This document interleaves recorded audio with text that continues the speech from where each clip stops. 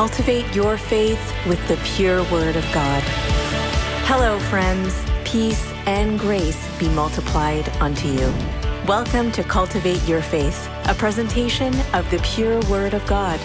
Here we grow by expecting and depending on the sure promises of God to fulfill in a personal way. Here's your host, Dr. Throy Campbell.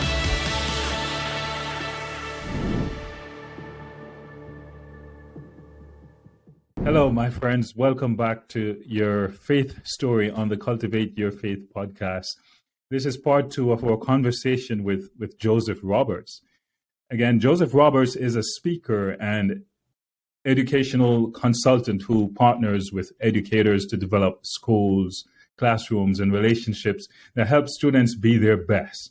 Among other awards, he has had the honor of being chosen as 2021 Teacher of the Year. He is also a father, a radio host, entrepreneur, and a social media inspiration to thousands.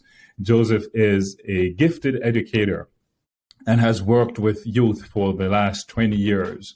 And Joseph, thank you for staying with us. And this is exactly what I want to probe in part 2 of our conversation. You know, in part 1, you mentioned such detail and personal and I say powerful information with experiences with early years with your parents and then later on with your church members, young people. You worked with the youth and then, you know, with your family, your wife and your children.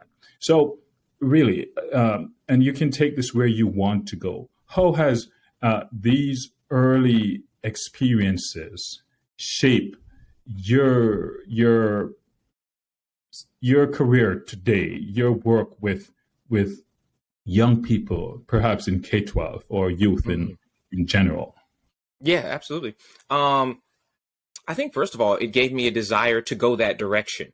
You know, very often people who choose things like social work, counseling, and sometimes education as well, are because that was where a difference was made in their life. And so either that's where a difference was made in their life and they would like to return the favor to others, or that was where a difference could have been made in their life and they wish they had had that. And so they want to give that back. And so that's absolutely what led me to education. I really had a struggle with it because I grew up pretty poor. You know, we didn't have a whole lot. And I know how much teachers got paid. And so I struggled with that decision. I even started off with engineering when I was in school, in college. But eventually the Lord led me to where I needed to be. And it has been great for me. And I pray it's been great for those that I taught as well. But absolutely. So it sort of just shaped, number one, what I wanted to do, in the fact that I wanted to give back to kids who may be in similar situations I was. For those of you, if you did not listen to part 1 of this, then, you know, I mentioned briefly, my father was addicted to crack cocaine for many years, and it sort of disrupted and destroyed the family unit that we had. And so that has impacted me, you know, in a massive way. And I wanted no parts of that. I didn't talk about that much, but I swore off alcohol and drugs and cigarettes and anything. And it was all around me from my friend groups and so on and so forth.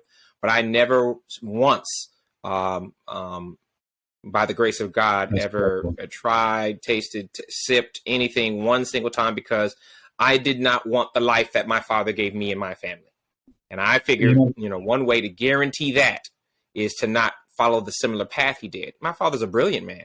My father's a gifted speaker. He has so many attributes, but because he kind of just tested the waters in one area, it sucked him in, and he was out to sea for decades at a time. And I said, I know how not to get drawn out to sea. I'll just stay right here on the beach and enjoy my time here. And so having said all that, you know, it made me want to give back to other people. And so that's why I joined education. That's why I stayed in education, even though there have been other offers. I've had so many different offers to do various other things that would have been far more lucrative. But my heart was in education.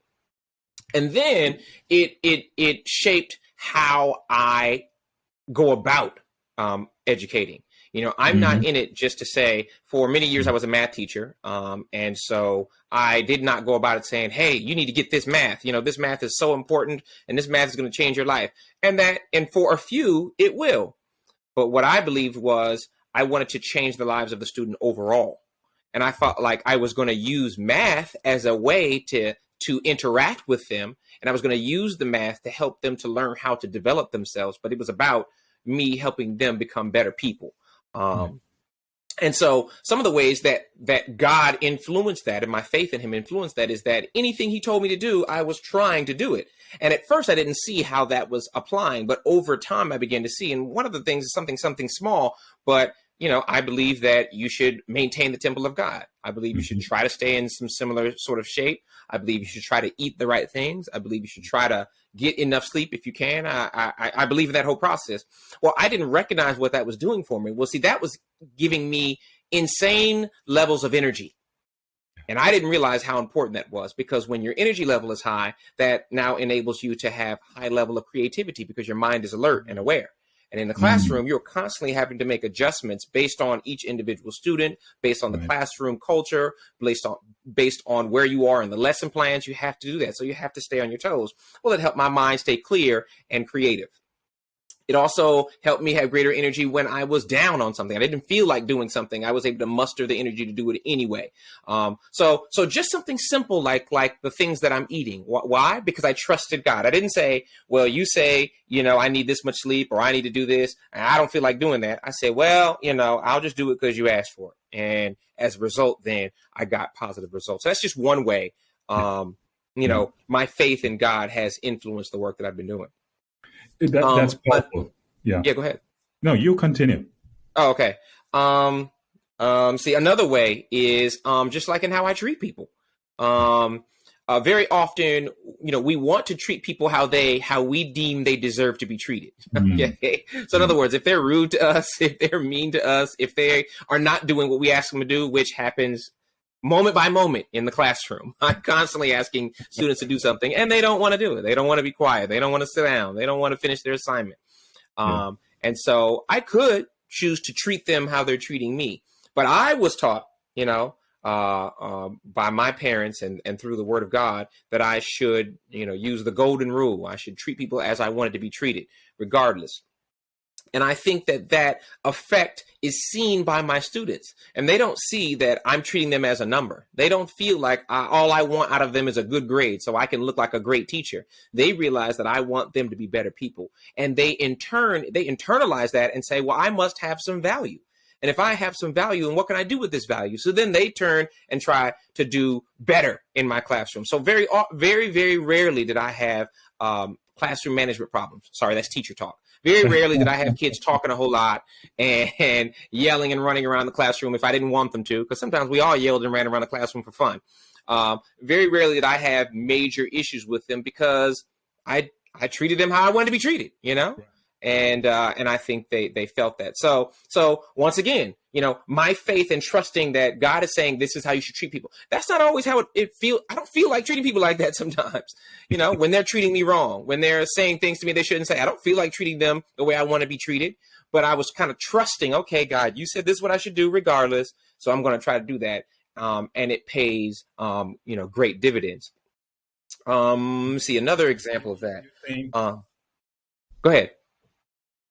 Yeah, you said another example, and that's what I'm going to probe a little on, because I know we have educators listening to your experiences, and so take me to an experience, a student who looks broken, but because of your experience as a youth and your faith in God, now you can relate to that student. So I'm trying to get you to give me a specific example without names. Got you. All right. I in the classroom, when it comes to students, I would look for opportunities in odd places. All right. Their students are all working right now, or they're supposed to be all working right now. But I catch a student on their phone, right? This is a real situation that happened. So so I'm walking around the classroom as I'm supposed to be doing, just checking on everybody. And I see a student on their phone rather than working. instead of me fussing at that student and telling them how wrong they are and they need to get on task, blah, blah, blah, blah, blah, I asked them, I say, hey, what you looking at? Now, of course, that catches them off guard. I mean, they're just like, they're flustered, and they're trying to put their phone away. And I'm like, no. I just want to know what you're looking at. And they're like, this? Like on my phone? I mean, just so lost and confused as to what I could want. I was like, just genuinely want to know what's on your phone. I was just watching a video. What are you watching a video of? Me on my four-wheeler this weekend. I was like, what? I was like, you're kidding. And he's like, yeah. So I said, let me see it. Now, he's not supposed to be in his phone. He's supposed to be working, but I'm trying to treat him like I would want to be treated. And at this point in time, his mind is not on work. He doesn't want to be. He wants to be anywhere else. Matter of fact, now I know exactly where he wants to be. He wants to be back out on the farm, riding his four-wheeler, not stuck in some stupid math class with this teacher, as annoying teacher, Mr. Roberts, right? So I say, fine, let's both escape for a minute. And we watch the video together. And then he describes to me what they did and where they went and how they got stuck and so on and so forth. I was like, man, that's so cool. And I was like, all right, well, I said, man, I would love to go riding with you one day and so on and so forth. And then I explained to him how I like to ride motorcycles. And so we laughed and talked back and forth about that. And then as the conversation sort of ended after a couple minutes, he naturally clicked his phone off, put it in his pocket, and turned to his work. You see?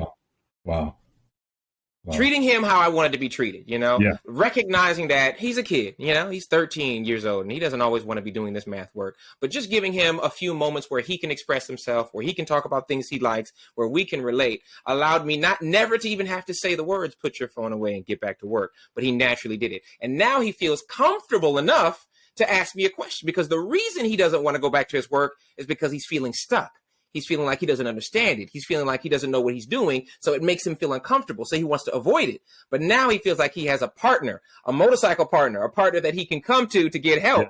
And so he starts doing his work and so on and so forth. And that just one incident isn't just a one-time event. That event will play out for the next 3 months. He will remember that incident for the next 3 months, and he will work harder for me and do more for me and do anything I ask for the next 2 or 3 months off of that one particular moment that we had, because I was following my faith and saying, I'm going to do for him what I want done for me. So your life experiences, you have cultivated your faith over time and with God, and now you're cultivating relationships with these kids in the classroom and being a mentor, relating to them. That is so powerful. Joey, we could talk all day. This is such an interesting stuff you're sharing with us here. But before you go, you are a professional at speaking at different conferences and speaking to educators. So share with those who are listening today, this one thing you're always ready to share with an educator about how you manage your classroom and so forth. Hey, my philosophy is that you need to clear the way. All right. That's how I phrase it. You need to clear the way. Each of us are born with the capacity to learn to some extent. And as a teacher professional, you will know those couple of students that you might have who have some learning disabilities, and they still have a capacity to learn. Okay. Because each of us at the stage that you get them in the classroom, they're walking. So they learned how to walk. Yeah. They're tying their shoes. They learn how to tie their shoe. They learn the lyrics to those songs that we can't stand. They learn how to get through all those levels of the video game. The capacity to understand, to learn is there when they focus. But the problem is their mind is clogged with what's going on at home. It's clogged with how they feel about themselves. It's clogged with the anxiety about how they're relating to other people. It's clogged with all of the issues of life that they haven't quite figured out yet because they're 6, 7, 8, 10, 11, 12, 13 years old. And they're dealing with all those things. And until you can clear the way, you cannot get them to focus on the thing that you want them to focus. So you've got to spend a little time helping them to recognize that these things can be set aside, or that these things will be okay, or that they can move through this so that they can get to that focus level in their minds. And so I make sure educators understand we're not there to just pound information on them and they just need to get it because this is good for them. That's not how it works. That's not how they feel about it. They have their own issues that they are concerned about first. And until you address those, until you work through those, until you show them a better way to deal with those, they're not going to be open to receiving it. And so you're almost like you're pouring liquid into a bottle that is covered with gook. It's all kind of stuff on it. And a little bit is getting in every now and then. But if you would just clear the way, you see, then the information you would like to pour in there will go in easily and it will absorb and they'll be able to be full and walk away from your classroom, not only feeling better, like better people, but feeling proud of themselves for what they've accomplished too. So that's usually the concept I want to share is clear the way. And then there'll be room for the education that we all want them to have. Clear the way. Clear the way. Joey, this has been a good conversation. My friends, on the Cultivate Your Faith podcast, we believe that by sharing our faith experiences, we strengthen and sharpen each other. Joey, thanks for sharing your journey as an educator, as a young man. You know, it resonates with me personally, and I'm sure with a lot more people. God bless you, my brother, and please continue to share. My friends, if you have missed part 1 of our conversation with Mr. Joey Roberts, please go back and listen. I would also love to hear from you. Please visit CultivateurFaith.com, subscribe, provide feedback, and show your support. We all have an opportunity to grow together with this ministry. On Cultivate Your Faith podcast, our motto is that by sharing, we receive, and by receiving, we grow. My friends, if you have received, will you share with your friends and family? And be sure to subscribe for upcoming episodes. Thank you.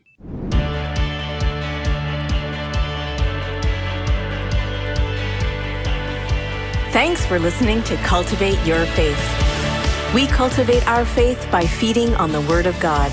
By sharing, we receive. By receiving, we grow. Will you share as you have received? Join us next week as we continue our journey.